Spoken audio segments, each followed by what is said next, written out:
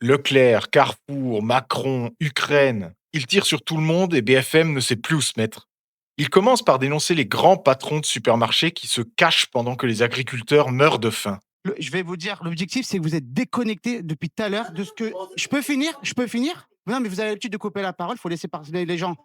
Vous Non, n'avez mais pas le micro, Hélène Laporte. vous, le problème qui se passe, c'est que les agriculteurs, il y en a Mmh. qui se touchent mec, moins de 1 000 euros, d'accord? Moi, dans la grande distribution, je vous le dis, à part Dominique Schelcher, d'accord, qui vient Et le d'annoncer, patron de Système U. Système U, qui vient d'annoncer qu'il ne vendrait pas de viande étrangère. Mmh. Bon, il est où, monsieur Bompard? Il est où, monsieur Leclerc? Et ben voilà. Et monsieur Cotillard, Pour d'accord? Intermarché.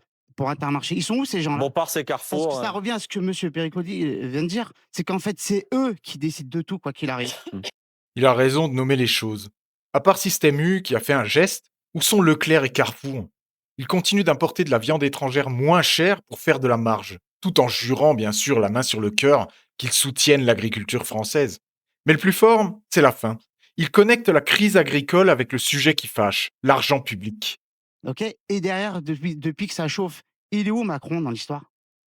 Il est où? Bah, Emmanuel Macron dit ce soir, le Mais il Mercosur, le c'est dit terminé. après qui? Après tout le monde? L'Italie vient de faire. Mais Il c'est le dit quand normal. il y a plus de risque. Il prend Il aucun le dit risque quand il y a plus de en risque. disant non. Voilà. Ah, bah, vous n'avez Et- pas de micro, ça sert à rien. Et le consommateur, si on veut qu'il consomme plus français, mais il faut lui rendre un peu de pognon peut-être. Mmh. Parce qu'on vient de donner combien à l'Ukraine pour les aider? Entre 15 et 20 milliards. On envoie de Nous, l'argent. on en a donné 7. Oui, Pour mais le poulet, pour le poulet. Mais on en donne combien? Voilà, le poulet, par exemple. Donc, vous voulez que les Français, ils achètent, mais ils ont plus d'argent, les Français. Ouais, excusez-moi, Donc, je on trouve se que- fout de la gueule du monde. que C'est du bon sens paysan face à la technocratie. On demande aux Français de manger français par patriotisme, d'accord, mais avec quel argent?